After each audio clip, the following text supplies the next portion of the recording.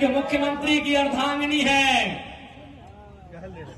24 साल के इतिहास में हमको एक रिपोर्ट कार्ड दीजिए कि कोई एक साधारण सा लड़का 2 साल पहले उसे गांव के लोग ठीक से नहीं जानते थे, आज वो राज में चर्चा का विषय है। मैं 24 साल के इतिहास को आपको पढ़ने कह रहा हूँ। झारखंड राज अलग हुआ, हमें क्या मिला?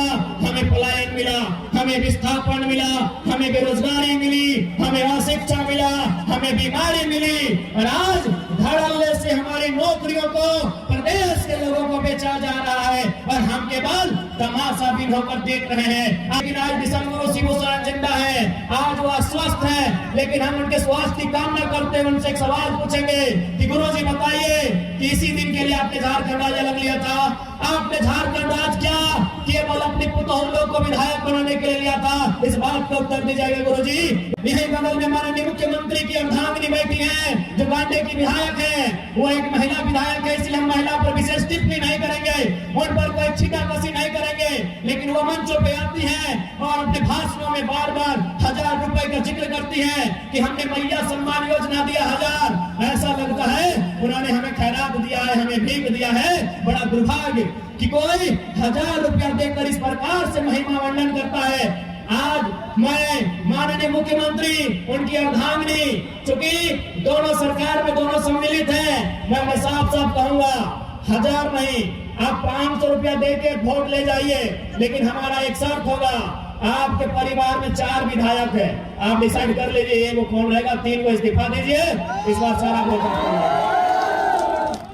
कौन इस्तीफा देगा? कल्पना मैडम इस्तीफा देंगे या बसंत सोरेन जी इस्तीफा देंगे या सीता मैडम इस्तीफा देंगे? हेमंत सोरेन जी बताइए। अरे वाह, ये झारखंड के लोगों को आज भी आप लोग बोका समझ रहे हैं। आपने हमें क्या दिया? अभी हमें नहीं, हमारी माओ और बहनों को मैया सम्मान योजना आपने दिया। भैया लोग क्या झाल बजाएंगे? मैं बिल्कुल तमाम मीडिया के माध्यम से तमाम सरकार को, तमाम जनप्रतिनिधियों को और साथ ही साथ सुपर सीएम मुख्यमंत्री के साड़ो श्री सुदेव सोनू को भी चुनौती देता हूं कि सुन रहे हैं गिरिडीह का झंडा मैदान आपके पास है,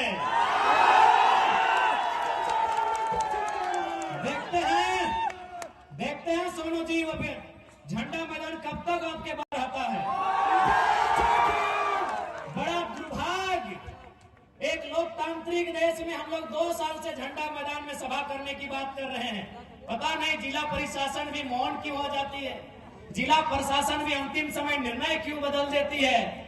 तो ठीक है सोनू जी, अभी समय आपका है, लेकिन याद रखिएगा कि आप जो घमंड कर रहे हैं अपनी पद का और मुख्यमंत्री से आपके परिचय का, ये ज्यादा दिन नहीं टिकेगा। और याद रखिएगा, इस बार गिरिडीह की जनता आपसे हिसाब लेगी, गिरिडीह की जनता आपसे इस बात का हिसाब लेगी कि आपने जितना जीएम लैंड में कब्जा किया है, आपने जितना कंपनी और फैक्ट्री से दलाली लेने का काम किया है, उसका पाई पाई हिसाब गिरिडीह की जनता लेगी। माननीय सुदीप कुमार सोनू जी इस बात को याद रखेगा। इस देश में गांधी का भी आदर है, इस देश में भगत सिंह का भी आदर है, और मुझे लगता है झारखंड में भगत सिंह का चरित्र होना चाहिए। अगर हम लोग सत्ता में आ गए तो बिल्कुल रिएक्शन होगा, जनता के साथ रिएक्शन नहीं होगा। बेईमान और भ्रष्ट पदाधिकारी है, उनके साथ रिएक्शन होगा। 28 जनवरी 2024 को सीजीएल की परीक्षा होती है, लेकिन 2 घंटे बाद पुनः पता चलता है कि पेपर लीक हो चुका है, पुनः री एग्जाम लिया जाता है। एग्जाम कब लिया जाता है? 21-22 सितंबर को लिया जाता है। पुनः री एग्जाम में भी पता चल रहा है कि पेपर लीक किया जा चुका है। ऐसे में आप तमाम केवल नौजवान, पढ़ने वाले छात्र नहीं, अभिभावक, माताएं, हमारे तमाम अभिभावक, आपको भी गुस्सा आना चाहिए, आपको भी गुस्सा आना चाहिए कि आपने इन सरकारों को क्यों चुना था। आपको मुख्यमंत्री के साथ सुदीप सोनू से सवाल करना चाहिए कि आपको हमने सत्ता में क्यों बैठाया था, सीजीएल में पेपर लीक करने के लिए नहीं बैठाया था। लेकिन आज यहाँ के राज्य के आपके बच्चों के भविष्य को लाखों रुपए में बेचा जा रहा है और आपके कानों में अगर जू नहीं रेंग रही है तो याद रखिएगा, केवल सरकार दोषी नहीं है, आप और हम दोषी हैं इस राज्य की बर्बादी के लिए। इस बात को याद रखिएगा। और यदि आप आज याद नहीं रखते हैं, आज यदि आप में राजनीतिक सूचिता का संचार नहीं होता है, यदि आज आप में राजनीतिक चेतना जागृत नहीं होती है, तो आने वाली पीढ़ी आपसे सवाल करेगी, आपकी आने वाली पीढ़ी आपसे सवाल करेगी कि आपने क्यों सवाल नहीं किया। जिन लोगों को आपने सत्ता दिया था उन लोगों से सवाल क्यों नहीं किया, कौन जिम्मेदार होगा। पूरे राज्य में लोग धरने पर बैठे हैं। आज ये सवाल उठता है कि अगर पूरे राज्य में लोग धरने पर बैठे हैं तो इस राज्य में खुशहाल कौन लोग हैं, ये भी हमारे सोचने का सवाल है। तो ध्यान कभी उस ओर नहीं गया है, हमारा ध्यान नौकरियों की ओर जाता है। नौकरी वन टाइम अगर जेपीएससी निकालती है तो 250 सीट ज्यादा नहीं रहता है, लेकिन आपको मालूम है आपके गांव में, आपके पंचायत में, आपके प्रखंड में, आपके जिला में जो भी सरकारी मकान है, जो भी सरकारी भवन है, वहां केवल 2-4 अधिकारी सरकारी होते हैं, बाकी एजेंसियों को ठेका दिया जाता है, बाकी कॉन्ट्रेक्चुअल लेवल पे आधार पे होता है, बाकी टेंडरशिप के आधार पे होता है। सोच के देखिए झारखंड में कितना एजेंसी काम कर रहा है। अरे नहीं करने से भी 30,000 35,000 एजेंसी झारखंड में काम कर रही है। एक एजेंसी का टेंडर करोड़ों में होता है। आप उन एजेंसियों का लिस्ट निकालिएगा, 1% झारखंड के लोग नहीं है। और आपको यह भी जानकारी होना चाहिए कि आईटी और टीटी का टीचर एग्जाम लिख के नहीं आते हैं, एजेंसी के थ्रू आते हैं। वो एजेंसी भी आपकी नहीं है, वो टीचर भी आपका नहीं है।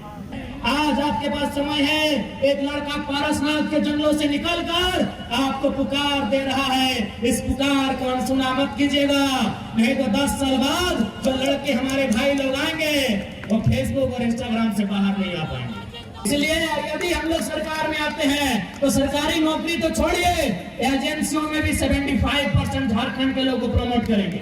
आज के सभा का जो नाम है वो है बदलाव संकल्प यात्रा, और ये यात्रा उस दिन समाप्त होगी जिस दिन इस झारखंड में हम लोग बदलाव ला के रहेंगे। बदलाव विचारों का, बदलाव व्यवस्था के सुधार का, व्यवस्था गरीबी, मजबूरी, बेरोजगारी, हॉस्पिटल में लूट, सरकार में लूट। जो अपनी बेहतरी की उम्मीद लेकर के इस सरकार को गद्दी पर बैठाए थे, यहाँ के मजदूर, यहाँ के तमाम लोग जिन्होंने एक बेहतर उम्मीद के साथ इस सरकार को बैठाया था, आपने देखा कि ये सरकार ने 4 साल कुछ नहीं किया। और अब जब इनका 5वां साल, जब इनका विदाई का समय आया है, तो ये लोग ला रहे हैं 1,000 रुपया, ये लोग ला रहे हैं बिजली बिल का माफी का प्रचार प्रसार पूरा कर रहे हैं। लेकिन हम आपको बताना चाहते हैं, चाहे ये 1,000 रुपये का सौगात हो, चाहे ये बिजली बिल माफी की जो बात कर रहे हैं, ये कोई अपने घर के बाप दादा की संपत्ति बेच करके आपको नहीं दे रहे